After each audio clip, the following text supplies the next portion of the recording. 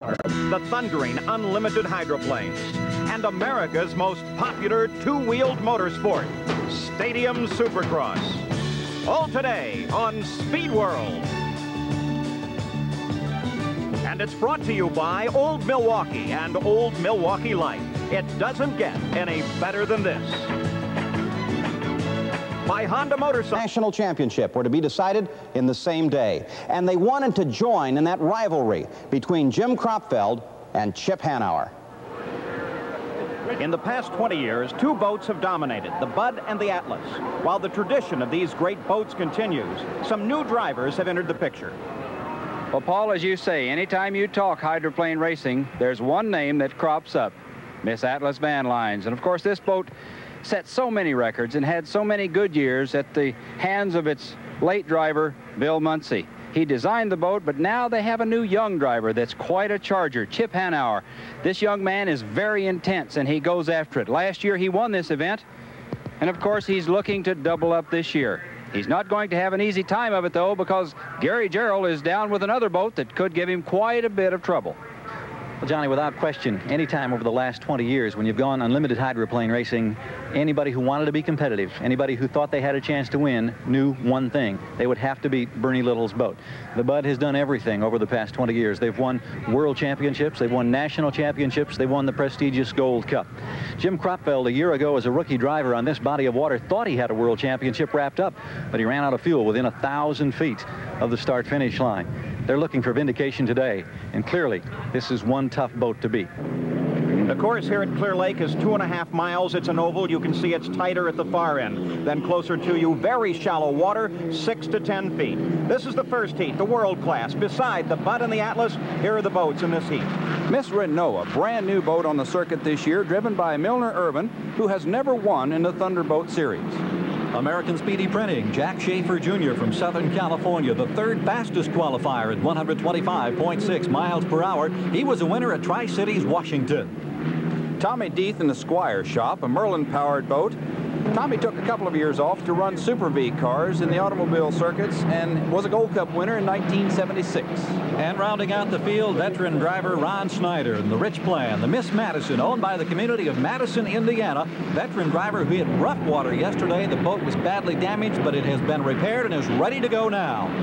As the clocks count the final seconds, the boats turn toward the line, and this is the first heat of the world class. The boat to watch, the blue and white Atlas of Chip Hanauer, as he screams toward the line, trying to time this start perfectly, and they are underway. Paul, Tommy Deeth has made an excellent start. You can see him there in the middle of your screen, heading toward turn 1. He's on the outside. He has actually passed Atlas for the lead. So Tommy Deeth, with a wonderful start, jumps off into the lead and begins a battle with Chip Hanauer. Bill Irvin drops into third place, the Budweiser sitting back in fourth. A well-timed start for Deeth, but a better line for the Atlas as Hanauer comes down on the inside, forcing the Squire to come wide as they come to the backstretch. Here you're going to see the lightweight, I think, of Miss Atlas. It's out of the water, going. He's on the nitrous, going for it. He's pulling away. A very windy course today. That affects handling. As you can see, the Atlas really having a problem keeping the boat down in the water. Well, that might be a problem today for Hanauer, is the fact that the boat is so light and gets up and it'll beat on it. The Atlas pulls out in front. The Squire's shot darts to the outside, loses control, and runs off the edge of the course, later to come back in the competition. But it gave Atlas the lead. Still, the Atlas had its problems. Because of the wind and because of handling problems, the Atlas was forced to throttle back just a bit. And then later, Jim Kropfeld, using the tremendous power as his grip-on engine and good handling in the water for the Bud, forged his way past the Atlas and picked up the lead. In spite of that, Hanauer is still giving strong chase. He's a racer. He's standing on it, Paul. So Hanauer continues his battle with Kropfeld, but Kropfeld, with tremendous horsepower, able to really scream down these long straightaways. Both drivers having problems with the turns, very tight turns, and with the windy conditions added in, it made handling very difficult. Watch as the boats skitter across the water, both of them up in the air, really only the prop and the skid fin down in the water. Once Kropfeld was able to get around Hanauer, he was also able to pull away. Hanauer continued to fight that ill-handling boat, but the characteristics of handling can be changed. Earlier, Gary Gerald looked at those characteristics. Well, Paul, there were several areas that relate to the handling characteristics of one of these giant unlimited hydroplanes. Several of them are quite obvious here at the rear of the boat.